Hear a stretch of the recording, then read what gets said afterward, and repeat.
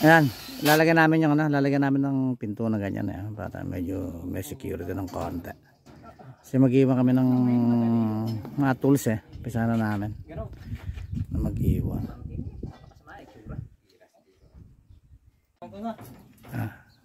Ayan, kakapitan namin yung security door ang tawag namin dyan. Dahil nga masyadong mahina yung pinto maglalagay kami ng konting mga gamit. Testingin namin kung pwede siya. Yan ang project natin ngayon, saka yung sa taas. Yung gate doon. Naglagay tayo ng konting gate doon. Ito project natin ngayon. Nandito na kami sa parte na to. Ganyan muna yung pintuan. Testingin natin. Parang security door siya.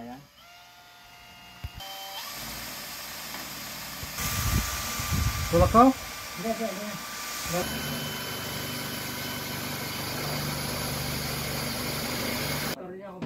Dapat ganyan yan. Dahil lalagyan ng bisagra. Ano ka mo kuya? Di ba? May welding, may aircon yan. Tanggalin mo na namin yung pinta. Tanggalin pa kailangan ko siya rin. Boy.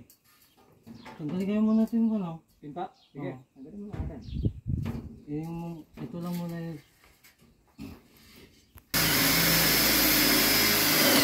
Wala na kang ele, di ko? Wala na Ayan pa isa. Para dito. Sa haba.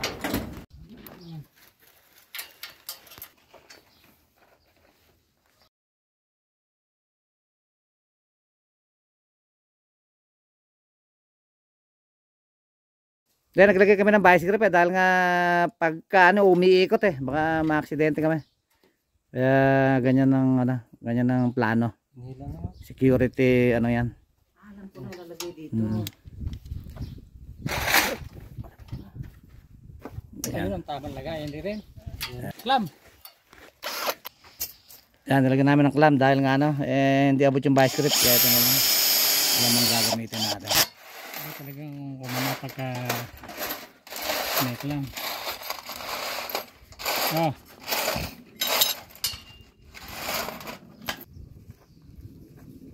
Lagyan natin apat dyan.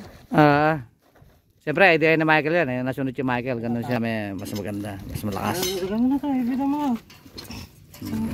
Payong siya. Ayan.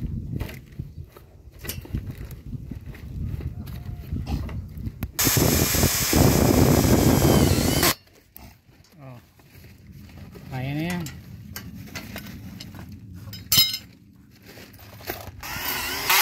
Sama ba?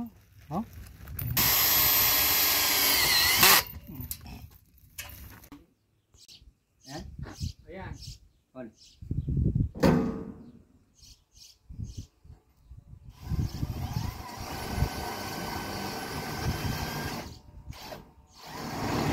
Nahaba Nakabit kami ng pinto. Yan ang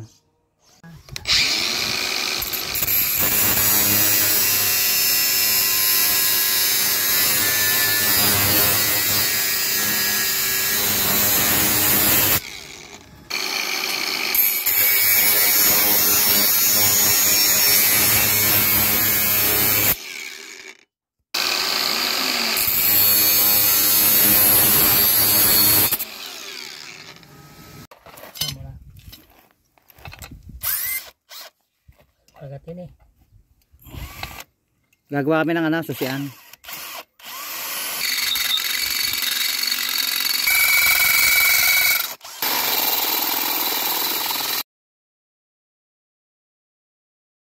May suporta na yung pintuan natin. Ito siya.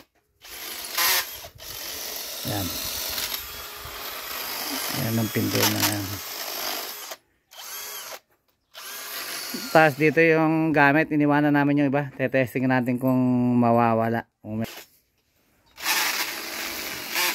Kulang na lang ng susian. Ayun ang gagawin namin, yung susian. Gagawin kami ng susian Ayan, ganyan. Kulang pa sa isang parte. Ayan, gagawa tayo ng susian. Tol. Ayan, isa lang muna. Ayan. Si Michael. Mike. Sige, taas mo na konti. Hindi abot yung tornilyo. Taas mo yung taas mo konti. Ayan. Ayan. Okay. Tagal ka na.